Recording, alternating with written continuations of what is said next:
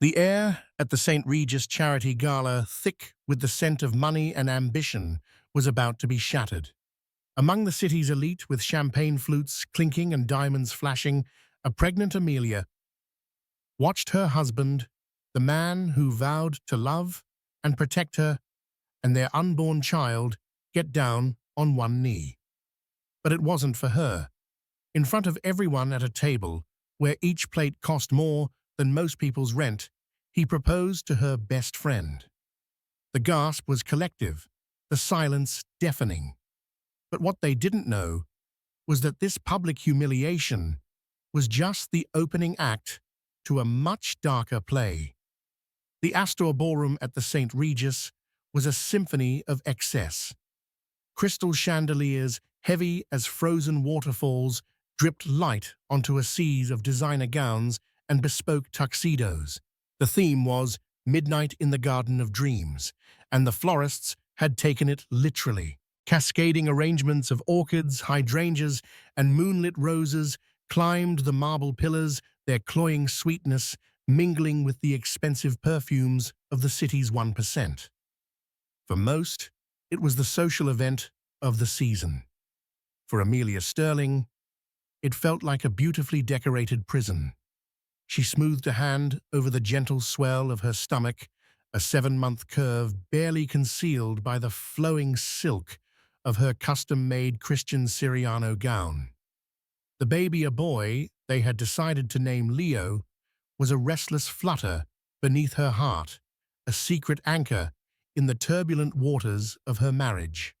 Her husband, Julian Sterling, stood beside her, a radiant sun, around which so many other celestial bodies seemed to orbit. He was devastatingly handsome, with a jawline that could cut glass, and eyes the color of aged whiskey that held a perpetual, confident gleam. He was the founder and CEO of Helios Innovations, a tech company that had skyrocketed into the stratosphere, making him a billionaire before his 35th birthday. Tonight, he was the co-chair of the Children's Literacy Foundation Gala, an irony that wasn't lost on Amelia. Julian, a man who hadn't read a book for pleasure in years, who saw words only as data points on a stock ticker, was being lauded as a philanthropist.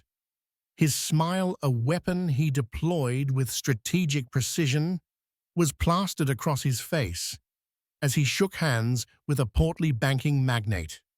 "Amelia, my love," he said, turning to her, his voice a low purr that still, despite everything, sent a traitorous shiver down her spine. "You remember Mr. and Mrs. Davenport?" Amelia summoned a smile that felt like cracking plaster. "Of course. A pleasure to see you both again. Your work with the hospital wing was truly inspiring." She said the right words, the ones expected of the wife of Julian Sterling. She was his greatest asset, the old money heiress from a respected family who had lent his meteoric new money rise an air of legitimacy. She was poised, elegant, and until recently, blissfully compliant. As Julian and Davenport launched into a discussion about market caps and leveraged buyouts, Amelia's gaze drifted across the ballroom. It landed, as it always did, on Chloe. Chloe was her best friend, or at least she had been. They had met in college, two girls from different worlds, Amelia, the quiet, thoughtful artist, and Chloe, the vibrant, ambitious socialite. Chloe was the kind of beautiful that was almost violent in its perfection. Tonight, she was a vision in a crimson gown that clung to her like a second skin, her blonde hair styled in a way that looked effortlessly windswept, even in the still, conditioned air of the ballroom. She was laughing, her head thrown back, a diamond necklace, a gift from Julian Amelia, new for her last birthday, flashing under the chandeliers. She was standing next to her supposed date, some forgettable European count she'd discard by the weekend. But her eyes across the crowded room kept finding Julian's. The affair wasn't a secret Amelia had discovered in a dramatic flurry of lipstick-stained collars or mysterious credit card bills. It was a slow, creeping poison, a subtle shift in the atmosphere of their lives.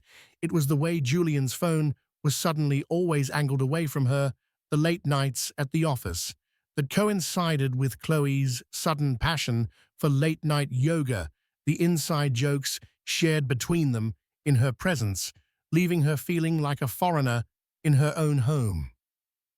When she had finally confronted him 2 months ago, her heart hammering against her ribs, Leo, a nervous knot in her belly, Julian hadn't even bothered to deny it.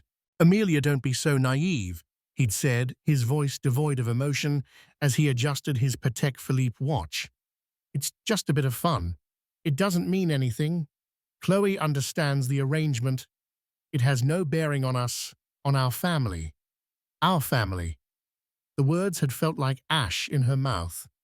She had wanted to scream, to rage, to throw the lilac vase on the mantelpiece at his head, but the fight had gone out of her, replaced by a chilling, hollow calm. What was there to fight for the man she had married, the tender, ambitious young man who had once quoted poetry to her in Central Park, was gone. In his place was this cold, calculating stranger, a man who spoke of her best friend as an arrangement. She had stayed. For Leo. For the child who deserved a father, a home, a future. She had swallowed her pain and her pride, playing the part of the devoted wife while her world crumbled around her. She told herself it was a phase, that Julian would tire of Chloe, that the birth of their son would change everything and bring him back to her. She had clung to that hope like a drowning woman to a piece of driftwood. "Darling, are you all right?" Julian's voice cut through her reverie. His hand was on the small of her back, a possessive, proprietary gesture. "You look a little pale." "Just tired soon," she murmured, forcing another smile. "Leo's been active all day." "My boy?" Julian beamed, placing his own hand over hers on her stomach. It was a performance, all of it. He was playing the part of the doting father-to-be for the benefit of the Davenports, who were cooing appreciatively. He's going to be a titan, just like his old man. The hypocrisy was suffocating. As they were called to their table, the head table, front and center, Amelia felt a fresh wave of dread. Their table number 1 was a large round one, seating 10. Julian, as co-chair, was at the head. Amelia was seated to his right, and to his left, her name printed on an elegant place card in swirling calligraphy, was Chloe. Chloe's date, the Count, had been conveniently seated at a table across the room. "Isn't this cozy?" Chloe said, her voice like honey laced with arsenic as she took her seat. She leaned past Julian to address Amelia, the scent of her Tom Ford perfume, an assault on Amelia's senses. "Millie, darling, you look radiant. Pregnancy suits you." "Thank you, Chloe," Amelia replied, her voice tight. "You look vibrant." Julian basked in the attention seated between his wife and his mistress. He was a king holding court, oblivious or perhaps indifferent to the emotional carnage he was creating. The first course was served, a delicate seared scallop with a saffron reduction costing more than a family's weekly groceries. Amelia pushed it around her plate, her appetite gone. The polite chatter, the clinking of silverware, the endless speeches about charity and goodwill all blended into a meaningless drone. Her focus was a tight, painful laser beam on Julian and Chloe. She saw the way his knee brushed against hers under the table, the way Chloe would whisper something in his ear, her red lips almost touching his lobe, sending a smug, triumphant glance Amelia's way. Every shared look, every secret smile was a fresh stab in Amelia's already bleeding heart. She felt a hand on her arm and flinched. It was Marcus Thorne, Julian's CFO, and Amelia had once thought a friend. Marcus was older, a quiet, observant man with kind eyes that seemed to see more than he ever let on. "Are you holding up, Amelia?" he asked, his voice low and concerned, shielded from the others at the table. She gave him a weak, grateful smile. "Just a bit overwhelmed. It's a lot of noise." Marcus's gaze flickered towards Julian, a flicker of something unreadable, disappointment, disgust, before returning to her. "Julian is on form tonight. He always is," Amelia said, the bitterness coating her tongue. The main course arrived, a filet mignon that probably had its own pedigree. Then came the live auction. Julian, in his element, took the stage with the auctioneer, his charisma electrifying the room. He bid an extravagant $50,000 on a week-long stay at a private villa in Tuscany, presenting it as a future family vacation. The crowd applauded his generosity. Amelia felt sick. The family he envisioned now clearly included Chloe. She excused herself during a lull, needing to escape the suffocating ballroom. She made her way to the powder room, a lavish space of marble and gold fixtures. She splashed cold water on her face, staring at the woman in the mirror. Her eyes were shadowed with pain, her face pale beneath the expensive makeup. "Who are you?" she asked her reflection. "What are you doing? This isn't strength. This is surrender." Leo kicked a strong, insistent thump, as if in agreement. It was a wake-up call. She wasn't just Amelia anymore. She was a mother. Her son deserved more than a life built on a foundation of lies and humiliation.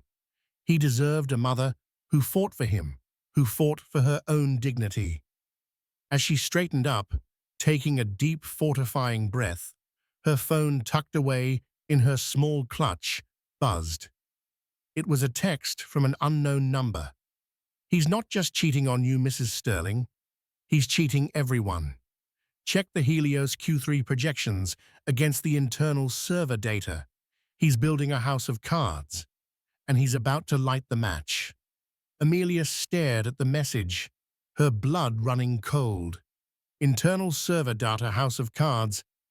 It made no sense. Helios Innovations was the darling of Wall Street. Their stock was soaring. Julian was being hailed as a visionary, a genius. A cold, terrifying thought began to form in her mind, a suspicion so monstrous she could barely entertain it. But the message felt like a key unlocking a door to a room she never knew existed. Julian's recent desperation, his frantic energy, his sudden obsession with public perception. Was it all connected?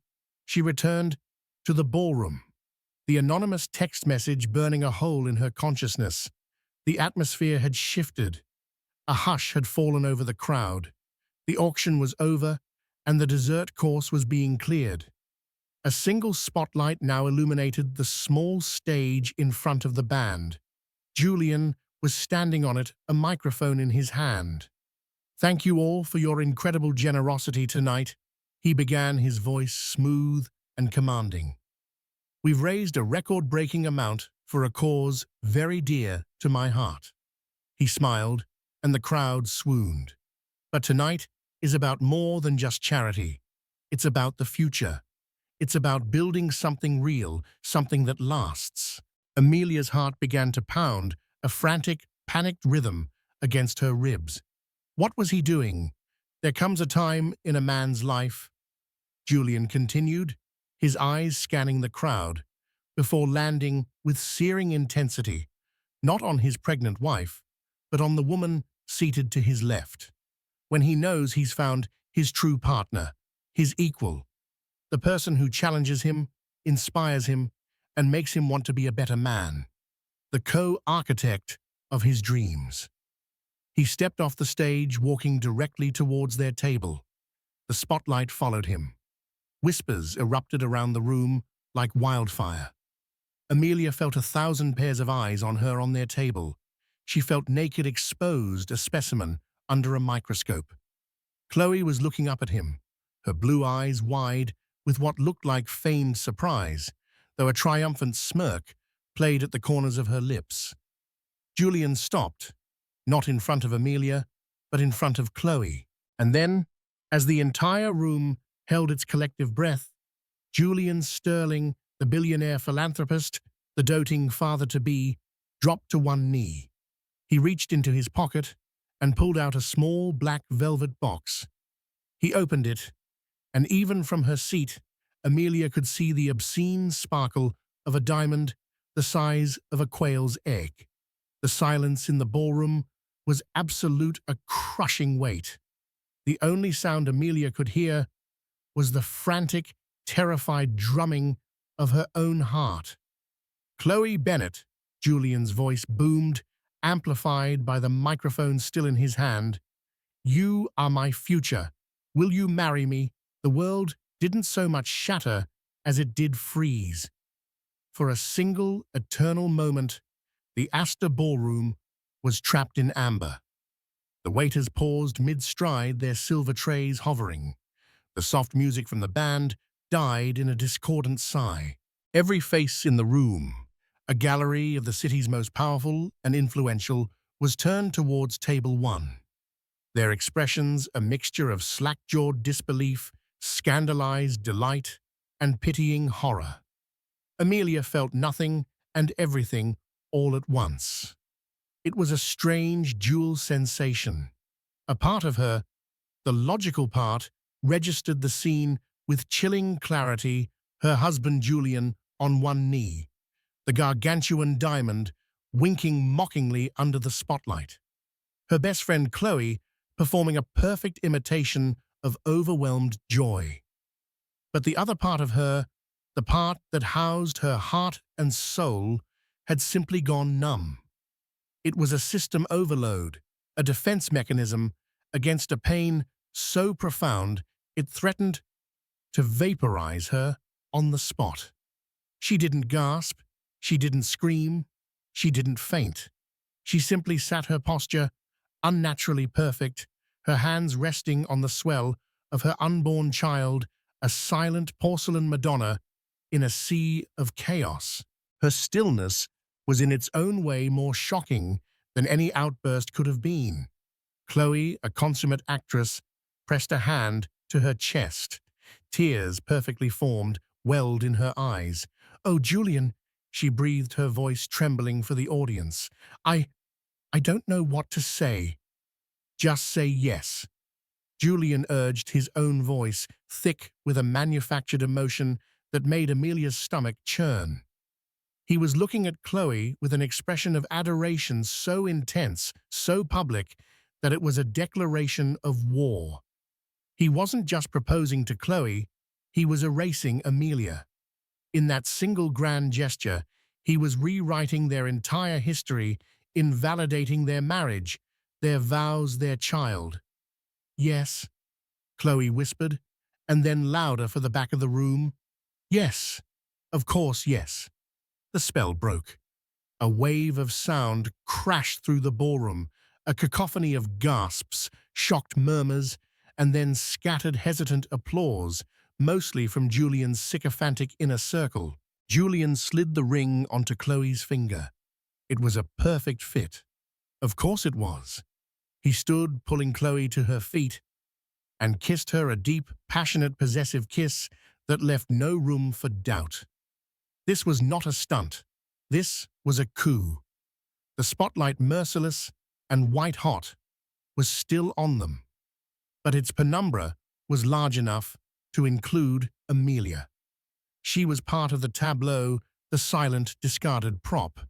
She could feel the weight of hundreds of eyes on her, their pity, a physical force that was more suffocating than their judgment. They were watching her, waiting for the inevitable breakdown, the tears, the hysteria. They were waiting for the pregnant wife to play her part. Amelia's gaze met Marcus Thorne's from across the table. His face was pale with fury, his lips a thin white line. He made a move to stand, to come to her, but Amelia gave a minuscule, almost imperceptible shake of her head. "Not here. Not now." Showing weakness was not an option. Something cold and hard was crystallizing in the void where her heart had been. It was a strange, unfamiliar feeling, sharp and clear. It was rage, pure, undiluted rage. The anonymous text message pulsed in her memory. He's building a house of cards, and he's about to light the match. This spectacle wasn't just about love or lust. This was the match. Julian was burning down their life, and he was doing it in the most public way imaginable, ensuring she was left with nothing but the ashes of her dignity. Why? The question echoed in the silent, numb chambers of her mind. Why this public execution? Julian and Chloe were now accepting congratulations. People were swarming them, the opportunistic and the morbidly curious, eager to be close to the epicenter of the scandal. Julian, ever the showman, held Chloe's hand aloft, the diamond flashing like a weapon. He was beaming triumphant, a conqueror. His eyes, for the first time since he had gotten on one knee, swept over the crowd and landed on Amelia. There was no remorse in his gaze, no apology. There was only a cold, hard finality, a dismissal. It was the look a man gives to a problem he has just solved. In that moment, Amelia knew the man she married was well and truly dead. The hope she had harbored, the foolish belief that their son's birth would save them, withered and died. You couldn't resurrect the dead. Slowly, with a grace that felt utterly alien to the turmoil inside her, Amelia placed her palms flat on the white tablecloth. She pushed her chair back, the sound scraping softly in a momentary lull. She stood up. Every head that had turned to the newly engaged couple now swiveled back to her. A fresh wave of silence descended. Julian's smile tightened at the edges. Chloe's triumphant expression faltered for a fraction of a second. Amelia did not look at them. She looked past them. Her chin held high, her back ramrod straight. She turned away from the table. She began to walk. Her journey through the ballroom was the longest walk of her life. It felt like wading through tar. Each step was a monumental effort. She could hear the whispers trailing in her wake, feel the stares burning into her back. The pity was a physical blow. She focused on a point in the distance, the grand arched doorway leading out of the ballroom. It was her sanctuary, her escape. "Don't run," she told herself, her voice a firm command in her own head. "Walk." She passed tables of people she had known for years, business associates of Julian's wives she had served on charity committees with friends from her past. Some looked away, unable to meet her eyes. Others stared with a kind of ravenous hunger for her pain. She saw it all, but she registered none of it. Her world had narrowed to a single path, a straight line out of this gilded hell. As she neared the exit, a hand gently touched her arm. She stopped, her body rigid, preparing for a confrontation. But it was Mrs. Davenport, the portly banker's wife. The older woman's face, usually a mask of socialite indifference, was etched with genuine compassion. "My dear," she murmured, her voice barely audible, "my car is just outside. Let my driver take you wherever you need to go." Amelia was so stunned by the simple act of kindness that for a moment she couldn't speak. She looked into the woman's eyes and saw not pity, but solidarity, a quiet understanding. She simply nodded, the lump in her throat, too large to form words. Once she was through the doors, the cacophony of the ballroom was replaced by the hushed efficiency of the St. Regis lobby. The air was cooler here. She could breathe, but the relief was short-lived. Her composure, held together by sheer force of will, began to crumble. Her legs felt weak, her vision blurred. The adrenaline that had propelled her through the room was fading, and in its place, a tidal wave of pain was rising. She stumbled, and a strong arm caught her. "Easy there." It was Marcus Thorne. He had followed her out. His face was a mask of grim concern. "I have my car. Let me take you home." "It's not my home anymore," she whispered the words, tasting like poison. The reality of it was finally crashing down on her. The penthouse overlooking Central Park, the life she had meticulously curated, the future she had envisioned, it was all gone. "Then I'll take you wherever you want to go," he said, his voice firm. "Amelia, you can't be alone right now." He guided her out into the cool night air, shielding her from the curious glances of the hotel staff. He led her not to the chaotic front entrance, with its throng of valets and taxis, but to a discreet side exit where a sleek black Audi was waiting. He helped her into the passenger seat, the leather cool against her skin. As Marcus pulled away from the curb, Amelia looked back at the Grand Hotel, its windows blazing with light. Inside that building, her husband was celebrating his new life built on the wreckage of hers. The numbness was receding completely now, leaving behind a raw, searing agony. The tears she had refused to shed in front of that audience of vultures began to fall hot and silent. She didn't sob or make a sound. The grief was too deep for that. It was a silent, internal hemorrhaging. She had lost her husband. She had lost her best friend. She had lost her home. Her life had been publicly and brutally detonated. Her hand went to her stomach, to the one thing that was still truly hers. Leo. He kicked again, a steady, reassuring rhythm. He was real. He was her future. The rage she had felt earlier returned, pushing back against the grief. It was a cold, quiet fury that settled deep in her bones. Julian had made a fatal miscalculation. He thought he had broken her. He thought she was just a pretty docile accessory he could discard at will. He had humiliated her, yes, but he had also set her free. He had no idea who he had just unleashed. She pulled out her phone again, her fingers trembling slightly. She looked at the anonymous text message, the words glowing in the darkness of the car. "He's not just cheating on you, Mrs. Sterling. He's cheating everyone. Check the Helios Q3 projections against the internal server data. He's building a house of cards, and he's about to light the match." The proposal wasn't just a betrayal, it was a smokescreen, a diversion. While everyone was watching the sordid drama of his love life, what were they not watching? "Marcus," she said, her voice surprisingly steady, cutting through the quiet hum of the car. He glanced at her, surprised by her tone. "Yes.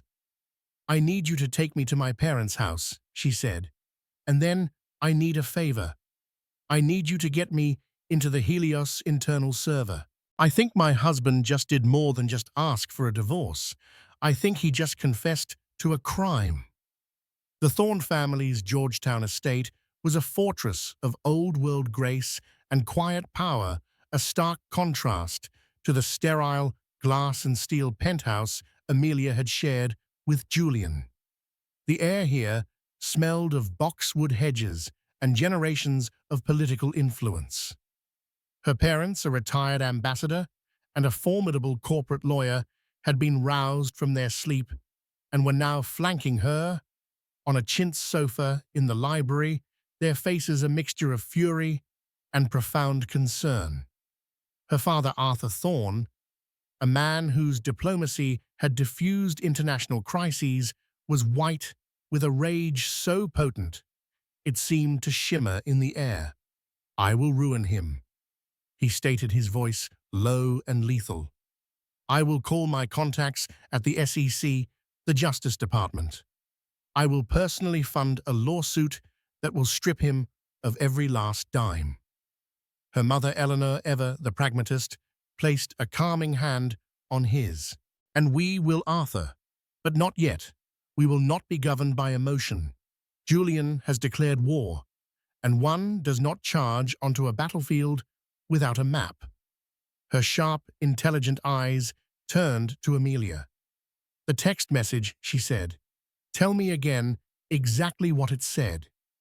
Amelia, wrapped in one of her mother's cashmere throws, recited the words that were now burned into her memory.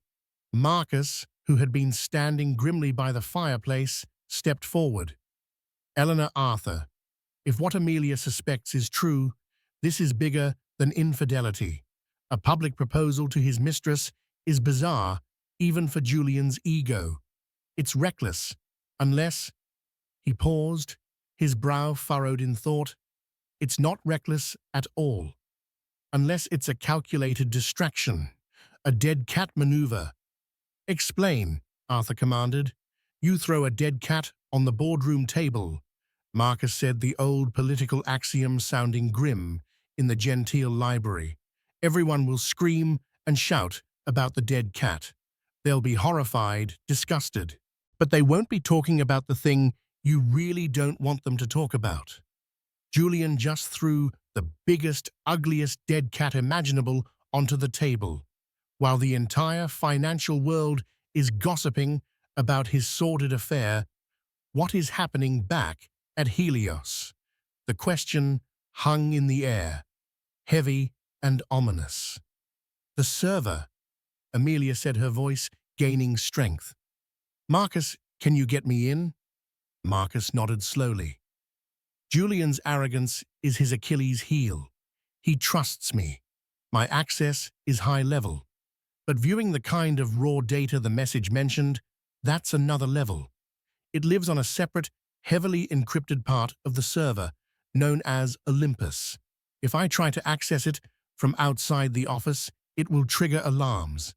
Then we go to the office, Amelia declared, standing up. The cashmere throw fell away. The image of the weeping, humiliated wife was gone, replaced by a woman forged in the fires of betrayal. Leo kicked within her a surge of energy, as if he, too, were ready for battle. Amelia, it's 2 a.m, her mother protested, though there was a hint of admiration in her eyes.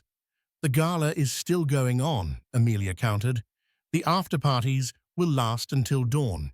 Julian won't be anywhere near the office. No one will.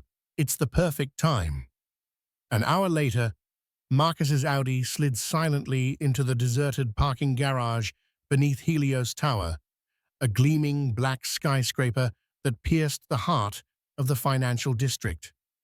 The building was a monument to Julian's ambition, and tonight it felt like the belly of the beast. Marcus used his executive keycard to get them through security, the clicks of the locks echoing in the cavernous, marble-floored lobby. The security guard, a man Amelia had exchanged pleasantries with 100 times, barely looked up from his novel, accustomed to the CFO's late hours. The elevator ride to the 50th floor, the executive wing, was silent and tense. The offices were dark, ghost-like. The only light was the ambient glow of the city lights through the floor-to-ceiling windows. They walked past Julian's corner office, a vast space with a desk the size of a small car. Amelia averted her eyes, refusing to let the memories housed within those glass walls distract her. Marcus led her to his own, more modest office. He sat at his terminal, his fingers flying across the keyboard with practiced ease. Okay, I'm in the main network, he murmured. The public-facing quarterly reports are pristine. Revenue up 30%, quarter over quarter, user acquisition exceeding all projections. According to this, Helios is a rocket ship. Now look at the internal data. Amelia urged, her hand resting on the back of his chair. The text said to compare them. This is the tricky part, Marcus said, his brow beaded with sweat. I'm going to have to create a ghost query piggybacking on a scheduled system diagnostic to get into Olympus without raising a flag. It's a one-shot deal. If it fails, The system will lock me out and notify Julian instantly. Amelia held her breath as he worked. The silence was punctuated only by the soft clicking of the keys and the hum of the computer. Minutes stretched into an eternity. "I'm in," he finally breathed. On the screen, lines of raw data began to populate spreadsheets, internal memos, projection models that were vastly different from the polished versions released to the public. "My God," Marcus whispered, his face pale in the monitor's glow. Amelia leaned in, her eyes scanning the screen. She wasn't a financial expert, but she was a quick study, and the discrepancy was so stark, so blatant, it was impossible to miss. The official reports showed booming corporate client acquisitions.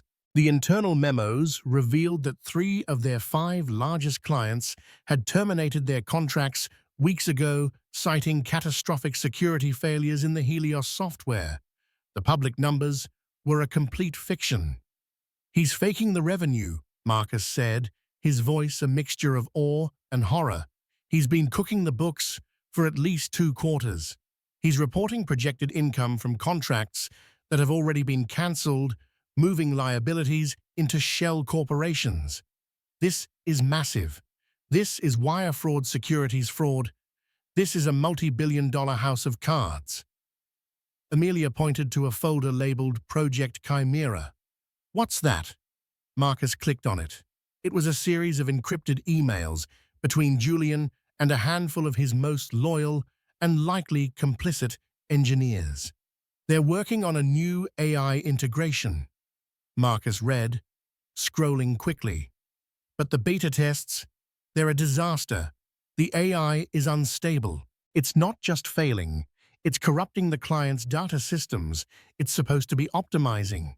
That's why they lost the contracts." And then they saw it. An email from Julian sent just last week to the board of a major investment bank. In it, he was leveraging the spectacular and fraudulent third-quarter results to secure a final round of mezzanine financing to the tune of $500 million. The deal was set to close in 3 days. "That's the end game," Amelia said, the pieces clicking into place with sickening clarity. "He's going to get that $500 million, and then the company will collapse as soon as the Q4 numbers have to be reported." "He won't be here," Marcus said, his eyes wide with realization. "He'll have vanished. $500 million wired to an offshore account, and he'll be on a private jet to a country with no extradition treaty, and Chloe would be with him." This entire charade, the public proposal, wasn't just a distraction, it was his exit plan. By creating a massive public scandal, he was giving himself a reason to flee the country. He would paint himself as a man so besotted with love that he was willing to give up everything for the woman he adored, escaping the condemnation of the press and his shrewish, vengeful wife. He would be seen not as a criminal, but as a romantic anti-hero. Chloe wasn't just his mistress. She was his co-conspirator, his partner in a massive criminal enterprise. The sheer, breathtaking audacity of it almost knocked Amelia off her feet. He wasn't just leaving her. He was planning to leave her pregnant, humiliated, and holding the bag for his spectacular corporate implosion. The stock would be worthless. His assets would be frozen. Her name, inextricably linked to his, would be dragged through the mud. She and their son would be left with nothing but shame and debt. "Copy it," Amelia said, her voice like ice. "Copy everything. Every file, every email, every fraudulent spreadsheet. Put it on a drive and make 2 copies." Marcus worked quickly, his face grim. The progress bar on the screen was the slowest thing Amelia had ever watched. As the last file copied, an alert flashed in the corner of the screen. "Unscheduled access to Olympus detected from terminal CFO01. System integrity breach. Lockdown protocol initiating in 60 seconds. We have to go. Now, Marcus snapped, yanking the encrypted flash drive from the port. They didn't wait for the elevator. They ran for the emergency stairs, their footsteps echoing in the concrete well. They burst out into the parking garage, their hearts pounding. As Marcus's Audi peeled out of the garage, Amelia looked back at the monolithic tower. It was no longer a symbol of Julian's success. It was a crime scene, and she had all the evidence. Back in the safety of her parents' library, as the first light of dawn broke over the city, the four of them, Amelia, her parents, and Marcus, sat around the mahogany table. The two small flash drives lying between them like unexploded bombs. The Gala proposal was the first shot, Eleanor said, her lawyer's mind piecing together the strategy. He needed to discredit his primary witness, you. If you tried to expose him after he fled, who would believe you? The hysterical, abandoned wife lashing out in a fit of jealous rage, or the visionary billionaire who gave it all up for love? He has controlled the narrative from the very beginning. But the narrative is about to change, Amelia said, picking up one of the flash drives. Her hand was perfectly steady. The shock and grief had been burned away, leaving behind a core of cold, hard resolve. She was no longer just fighting for her dignity. She was fighting for her son's future, for every employee Julian was about to betray, for every investor he was planning to defraud. Dad, she said, turning to Arthur, you said you wanted to call your contacts. Get me a meeting with the U.S. Attorney for the Southern District of New York, the most aggressive one you know. She then turned to her mother. Mom, I want you to assemble the best divorce and asset recovery team in the country. He thinks he's leaving me with nothing. I'm going to leave him with nothing but a prison cell. Finally, she looked at Marcus. Marcus, he's going to know someone inside helped me. He's going to come for you. Let him, Marcus said, his expression firm. I helped him build that company, and I believed in it. Now, he's turned it into a weapon. I'll take my chances with the fallout. It's time to burn the whole thing to the ground. Amelia nodded, a grim smile touching her lips for the first time that night. Julian had lit the match, but she was the one who was about to control the inferno. The game had changed. He thought he was playing chess, sacrificing his queen to win. He had no idea. He was playing against a woman who was about to overturn the entire board. The 3 days following the gala were a masterclass in controlled chaos, orchestrated from the war room of the Thorne family library. While the financial tabloids and gossip sites feasted on the salacious details of the gala of betrayal, Amelia worked with the quiet, lethal precision of a sniper. She was no longer the victim. She was the architect of Julian's demise. On day one, her mother, Eleanor, assembled a legal dream team.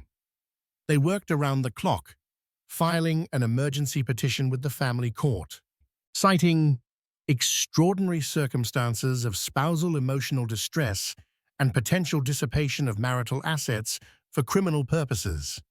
They requested an immediate ex parte freeze on all known assets held by Julian Sterling and his associated entities. They attached the first few most damning documents from the flash drive as a sealed exhibit, just enough to prove their case without revealing their entire hand. A sympathetic judge, a contemporary of Eleanor's from law school, signed the order by noon. The first move had been made. Julian's American bank accounts, his brokerage funds, his real estate holdings, all frozen solid. He just didn't know it yet. On day 2, her father Arthur secured the meeting. Amelia, flanked by her parents and a stern-faced federal prosecutor named Anna Devereaux, walked into the U.S. Attorney's office. Devereaux was a formidable woman with a reputation for putting white-collar criminals behind bars for decades. Amelia dressed not in mourning black, but in a sharply tailored navy blue suit, laid out the story with methodical calm. She didn't cry. She didn't rail against her husband's infidelity. She presented the facts, and then Marcus granted immunity in exchange for his testimony, walked Devereaux through the labyrinthine fraud, explaining how Julian had built his house of cards. He handed over the second flash drive. Devereaux listened, her expression unreadable. When they were finished, she leaned back in her chair. Mr. Sterling's public spectacle was his undoing, she said, a hint of admiration in her voice. He was so focused on discrediting you as a wife, he forgot you could be a witness.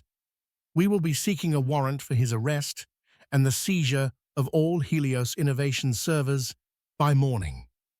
The final piece of Amelia's plan was the most delicate, the narrative.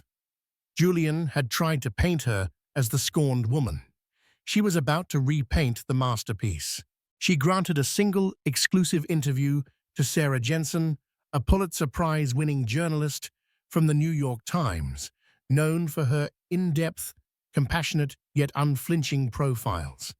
They met not in a stuffy office, but in the nursery Amelia had designed for Leo. It was painted a soft, calming sage green, with a mural of a gentle forest scene on one wall. Amelia sat in a rocking chair, the picture of serene, resilient motherhood. She didn't trash Julian. She didn't even mention Chloe's name. "I loved my husband," she told Jensen, her voice quiet but firm. "But the man I married disappeared a long time ago, replaced by someone I no longer recognize. This isn't a story about a broken heart. It's a story about a profound breach of trust that goes far beyond our marriage. It's about the hundreds of employees who poured their lives into Helios, the investors who believed in a vision, and the integrity of the market itself. I'm doing this for them, and I'm doing this so that my son can one day know that his mother chose to stand up for what was right, no matter how painful it was." The interview was a masterstroke. It transformed her from a pitiful figure into a reluctant hero, a woman of substance and principle. She had seized control of the story. The trap was set. All they had to do was wait for the animal to walk into it. The call came on the third day, just as the financing deal was set to close. It was Julian. His voice, for the first time Amelia could ever remember, was laced with panic. "Amelia, what the hell is going on?" he snarled into the phone. "My accounts are frozen. The funds for the mezzanine deal won't clear. What did you do?" Amelia took a sip of chamomile tea, her heart steady. "I believe my lawyers sent your lawyers a notification, Julian. It's called an asset freeze." "An asset freeze? Are you insane? You've jeopardized a $500 million deal. This will ruin the company." "No, Julian," she replied, her voice as cool and clear as a winter morning. "You ruined the company when you started faking your revenue reports. You ruined it when you lied to your clients and your investors. You ruined it when you decided to defraud everyone and run away with your mistress." There was a stunned silence on the other end of the line. He hadn't thought she knew. He had underestimated her completely. "How?" he stammered. "You were so busy planning your dramatic exit, you didn't notice the stagehands were changing the set," she said. "The deal isn't happening, Julian. The money isn't coming, and there's an FBI team on their way to your office as we speak." She heard a sharp intake of breath, the sound of his world collapsing. "You bitch," he whispered the word, filled with venomous disbelief. "You scheming, manipulative bitch. You have no idea," Amelia said softly and hung up the phone. The fallout was immediate and spectacular. Julian Sterling, the tech visionary, was arrested in his office attempting to wipe the servers. The image of him in handcuffs, his face a mask of fury and humiliation, was on every news channel within the hour. Chloe, apprehended at her luxury apartment with 2 packed suitcases and a one-way ticket to the Cayman Islands, was arrested as a co-conspirator. The story of their sordid affair was now a footnote to one of the biggest corporate fraud cases in a decade. Amelia's interview was published the next morning, a stark and powerful counter-narrative to the scandal.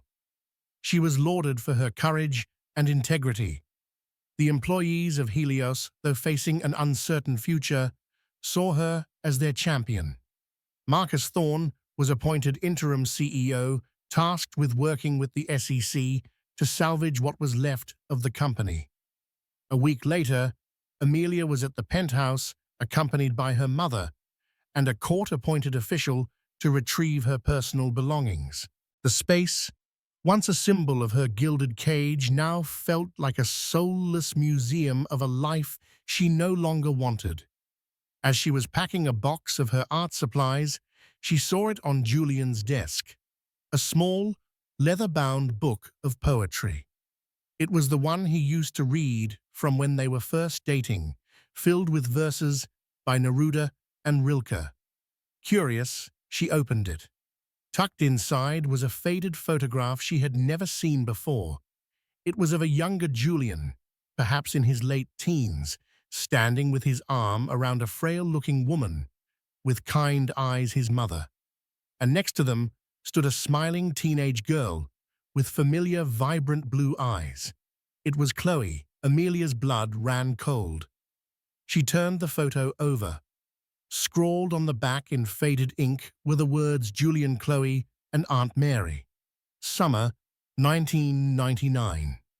Chloe wasn't just his mistress, she was his cousin. The realization hit Amelia with the force of a physical blow. The deception was deeper, darker, and more twisted than she could have ever imagined. Their entire relationship, Chloe's friendship with her, it had all been a long con. They were family partners in crime from the very beginning. They had likely targeted her, the quiet heiress, with the respectable family and deep pockets, as the perfect mark to fund and legitimize their ambitions. Her marriage hadn't just been a failure, it had been a fraud from the moment she said, "I do." Her mother saw her expression and rushed to her side. "Amelia, what is it?" Amelia simply handed her the photograph. Eleanor stared at it, her sharp legal mind processing the horrific implications.